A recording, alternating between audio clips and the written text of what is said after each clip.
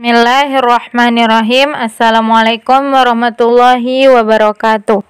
Baiklah, kali ini kita berjumpa kembali dalam pelajaran fikih di hari Selasa di minggu kedua, yaitu tentang adab sholat Idul Fitri. Nah, sebelumnya kita sudah membahas tentang Idul Fitri, sekarang kita membahas adab sholat Idul Fitri. Nah, beberapa bulan yang lalu kita sudah melaksanakan puasa wajib ya, sebulan penuh di bulan Ramadan, kemudian dilanjutkan dengan hari raya Idul Fitri yang mana di sana terdapat sholat Idul Fitri. Nah, hari raya Idul Fitri merupakan hari yang penuh dengan kebahagiaan.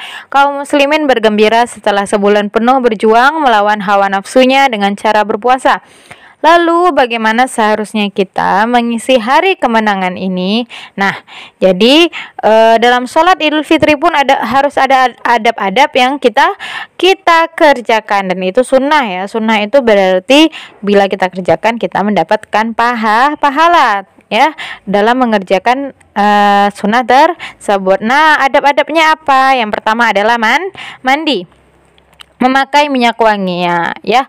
Jadi kita tuh harus mandi ya, Nak. Jadi dari bangun tidur pagi itu kemudian bersiap-siap untuk mandi sebelum pergi ke tanah lapang untuk sholat Idul Fitri. Nah, tuh memakai minyak wangi dan mengenakan pakaian terbaik yang kita miliki. Ingat, mengenakan pakaian terbaik, bukan pakaian yang harus baru. Jadi untuk sholat Idul Fitri tidak harus pakaian yang baru, tapi pakaian yang terbaik. Kemudian yang kedua, sarapan sebelum berangkat ke tempat sholat. Nah ya, jadi sarapan dulu ya. Yang ketiga, memperbanyak takbir mulai malam harinya sampai sebelum pelaksanaan sholat Idul Fitri. Jadi malam sebelum Idul Fitri itu kita harus memperbanyak takbir, baik di masjid, di jalan, ataupun di rumah. Kemudian yang keempat, memilih jalan yang berbeda ketika pergi dan pulang dari sholat Idul Fitri ya, memilih jalan yang berbeda biar banyak pahalanya kakinya berjalan ya, Nak.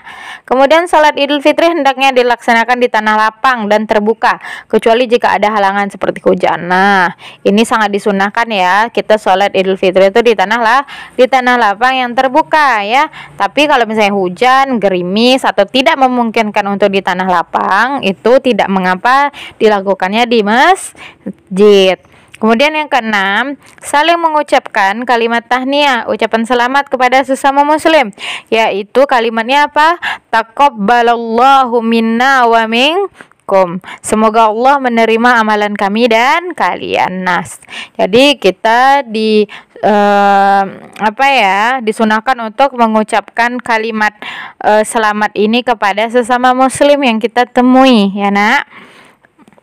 Kemudian tidak berlebihan dalam makan dan minum ya, jangan mentang-mentang banyak kue, banyak makanan yang dibuat ketika Idul Fitri, kita akhirnya jadi tidak terkontrol untuk makan. Nah, padahal Rasulullah SAW sangat melarang kita untuk berlebih-lebihan dalam segala hal ya, Nak, termasuk makan dan minum. Nah, kemudian itu dia adab-adabnya. Nah, sekarang ada cara pelaksanaan sholat Idul Fitri.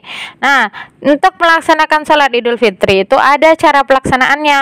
Yang pertama, menuju tempat sholat sambil bertakbir hingga sebelum sholat. Jadi menuju tempat sholat sambil bertakbir. Yang kedua, kemudian imam berdiri untuk memimpin sholat 2 rakaat. Ingat ya, sholat Idul Fitri ini memang sholat sunnah dan dikerjakan 2 rakaat. Kemudian yang ketiga, sholat Idul Fitri tidak didahului dengan azan ataupun iqamah. Jadi sholat Idul Fitri nggak pakai azan, tidak pakai iqamah.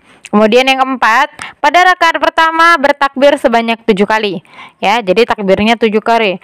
7 kali. Allahu Akbar, Allahu Akbar, Allahu Akbar. Nah, itu sebanyak 7 kali. Lalu membaca surah Al-Fatihah ya. Surah Al-Fatihah dibaca, kemudian surat Al-A'la dengan cara jahar ya. Kemudian yang kelima, pada rakaat kedua sebanyak 5 kali, lalu membaca Al-Fatihah dan surat Al-Ghasyiyah dengan cara jahar. Nah, pada rakaat pertama tadi kan 7 kali takbirnya. Rakaat kedua takbirnya yaitu 5 kali, dan yang dibaca adalah surah Al-Ghasyiyah dengan jahar juga, dijelaskan suaranya. Kemudian yang keenam, setelah salam, imam berdiri untuk menyampaikan khutbah, lalu ditutup dengan doa, ya. Itu dia cara pelaksanaan salat Idul Fitri. Nah, kemudian masuk kepada lafal takbir. Nah, pada hari raya Idul Fitri kita tuh kan disunahkan untuk memperbanyak takbir. Nah, adapun lafal takbir yang dimaksud adalah, nah, anak ustazah bisa lihat di buku halaman 29 ya. Nah, lihat lafal takbirnya. Allahu Akbar, Allahu Akbar. La ilaha illallah, wallahu akbar, Allahu akbar, walillahil hamd. Seperti itu ya, itu lafal takbir dan harus kita ucapkan sesering mungkin. Kemudian salat Idul Fitri pada hari Jumat. Nah, bagaimana ya Zah kalau salat Idul Fitrinya terjadi pada hari Jumat? Nah, kalau salat Idul Fitri bertepatan pada hari Jumat, maka orang yang sudah mengerjakan salat Id diperbolehkan untuk tidak mengerjakan salat Jumat, melainkan cukup mengerjakan salat zuhur 4 rakaat seperti pada hari-hari lainnya. Nah, jadi kalau misalnya nih kita bertepatan nih salat Jumatnya, salat Idul Fitrinya bertepatan dengan hari Jumat. Nah, nggak masalah, kita ketika kita sudah sholat Idul Fitri, kita tidak mengapa tidak mengerjakan sholat Jumat, ya nak. Jadi yang kita kerjakan hanya sholat zuhur 4 rakaat seperti hari-hari sebelumnya. Ada dalilnya Zah. Nah, di sini kita lihat. Zaid bin Arqam radhiyallahu anhu meriwayatkan, sallan nabiyul ida summa rakhasa fil jum'ati faqala man syaa ay yusalli falyusalli. Nabi mengerjakan sholat Id, lalu beliau memberikan keringanan memberikan keringanan untuk tidak mengerjakan sholat Jumat. Beliau bersabda, siapa yang ingin sholat Jumat, silahkan dia mengerjakannya. Man syaa ayyusalli falyusalli. Jadi kalau mau sholat ya silahkan sholat.